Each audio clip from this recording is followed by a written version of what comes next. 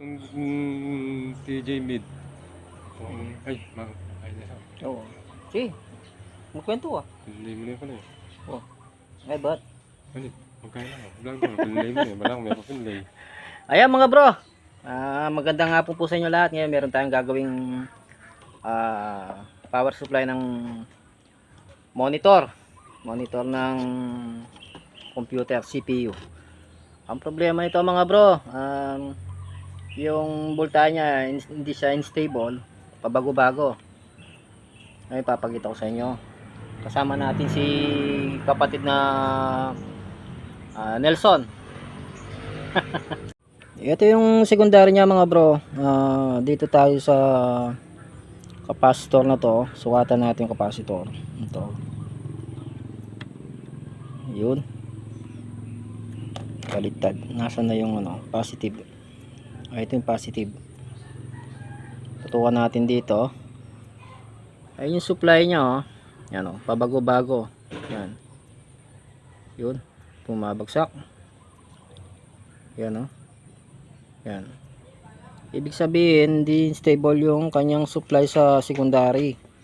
Pagdating naman dito sa kanyang 5 volts na standby 5 volts. Yan, okay lang yung standby niya 5 volts. Yan okay siya. Ngayon gagawin natin dyan, bunutin muna natin. Yan. Papalit tayo ng capacitor. Palitan na natin yung capacitor nya. Itong dalawa na to, isama na rin natin itong isa na to para sa kanyang high voltage. Yan. Bali ang supply ng capacitor na to, supply para sa kanyang high voltage. Ito. Yan, hanggang dyan. Ngayon gagawin natin dyan, meron na tayong pampalit. Ano na tayo, value. Yan, over value na tayo, 35 volts. Yan, lalagay natin capacitor. Ilan ba microfarad to? 680 microfarad. Okay na yan. Bali dalawa. Yan, dalawa ang lalagay nating capacitor. Ang capacitor nito ay, tingnan nga natin capacitor. Yung capacitor nito, nasaan na? 25 volts, 680 microfarad. Yan. Walang problema kahit magtaas tayo ng volts sa kanyang volts sa capacitor. Yung capacitor lalagay natin 35 volts, mas maganda, mas matibay. Hindi siya kaagad masisira. Ito, kitang-kita nakalobo na yung isa. At itong isa na to, bali dalawa yung nakalobo niya. Ngayon, papalitan na rin natin tong kanyang TL431. Ito. Itong transistor na to. Yan. Isabay na natin palitan yan para sure ball. Ito. Bali may pampalit na tayong capacitor. Ngayon kukuha na lang tayo dito sa for the box ng 431. Ito, kunin na natin itong 431 na TL431. Malabo ang camera. Okay, balikan na lang natin mamaya. Magpapalit muna tayo ng capacitor. Tignan muna natin kung stable na yung kanyang voltage, para matesting natin kung lalabas na yung screen ng monitor ng computer. Dadala nito may itong player, salita niya. Kwarta niya ang player. Yan yung mamaya pa libo. Ito na mga bro. Bali, napalitan na yung dalawa. Pinalitan ko na lahat.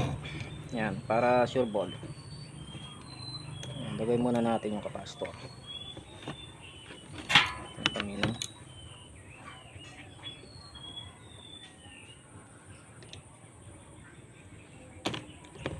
Alisin na rin natin yung niya, yung 431 niya rito.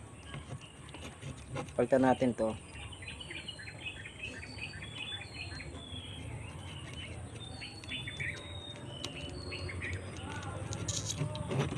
Okay. Ito yun. Palitan natin yung 431.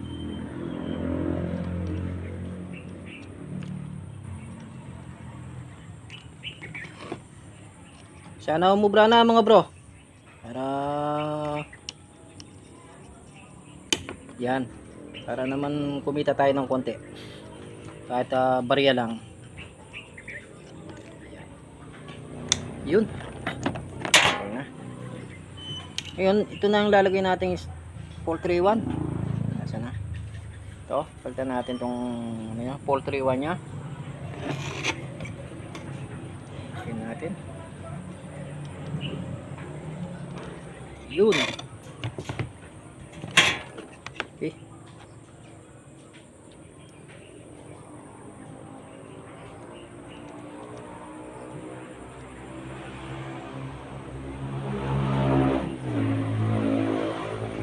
Yun. Okay na. Okay. Check voltage na tayo. Eh mga bro, try muna nating ihang itong kanyang conductor coil. Ito. Tignan natin kung maging stable na yung kanyang voltage. Pakihawak lang.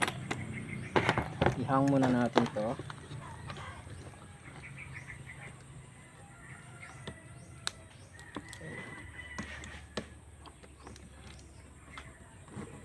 Yan.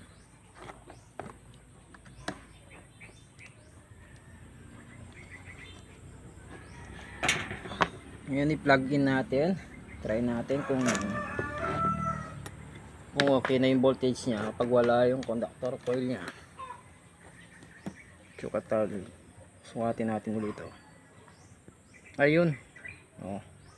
Ayan oh, stable. Bali ang voltage pumapasok sa kanyang high voltage 21 volts. Ayan oh. 21 volts.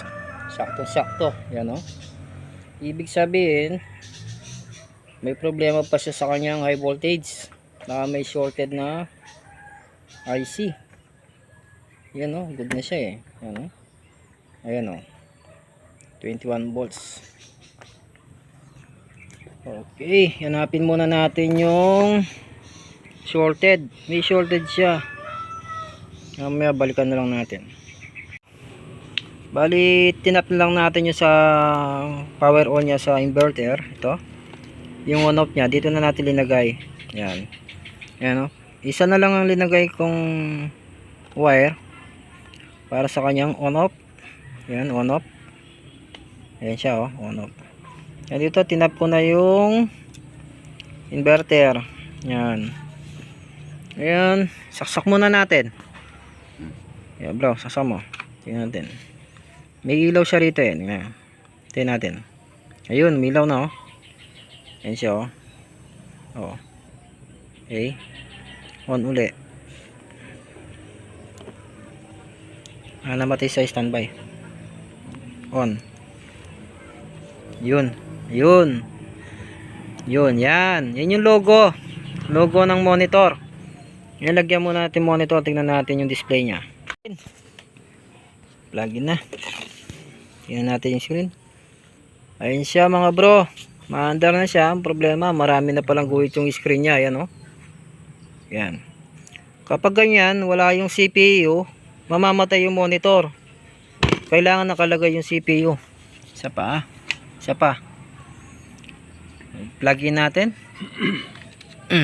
Yan. Natin lalabas.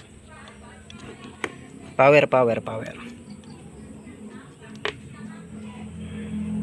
Wala pa. Yan. Yan oh. Okay na siya. Yan. Dadiretso lang ang ano niyan, ang screen niyan kapag may nakalagay na siyang CPU. Kapag walang CPU, automatic mag-off yung monitor. Yan, okay na yan, maandar na. Bali, yung ginawa lang natin, kinonvert lang natin ng high voltage. Dahil nasira yung isang parts niya rito, yung IC niya nasira dito, eh wala tayong pampalit. Ang ginawa natin, kinonvert na lang natin ng high voltage. Ayan o. Bali, yung high voltage na nilagay natin, 20 volts din siya. Ito 20 volts din tong ano na to, high voltage. Hindi pwede dito yung 12 volts. Masisira lang yung 12 volts na high voltage. Kasi kanina pag suot ko rito 21 volts ang labas niya. Ngayon kumuha ako ng kamats yung inverter na 21 volts din ang pinanggalingan. Kaya pwede siya rito. Ngayon ito hindi na magagamit tong socket niya rito. Yan, wala na yan. Binaypas na natin yan. Ito na ang lalagyan natin. High voltage. Ayan, good na. Ayan siya. Bali sinasara na yung yung monitor na ginawa natin. Ayan ito, ang gagawin natin dito i-fix na lang to. And then yung ibang wire dito, alisin na natin, putulin na natin itong mga to. Yan, alisin na natin yung sobrang wire. Baka mamaya madikit pa dun sa kanyang power supply. Masisira pa itong high voltage natin at yung power supply. Yan, alisin na natin itong iba. Bali 3 wires lang yung linagay natin dun sa kanyang power supply. Ayan, 3 wires lang. Okay. Yan mga bro, bali natapos na natin yung ginawa nating ngayon, monitor.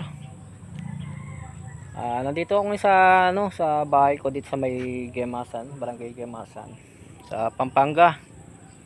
At mga bro, maraming salamat sa inyong pag-suporta sa aking channel at panonood nyo. Maraming salamat. At God bless po sa inyo lahat. Thank you.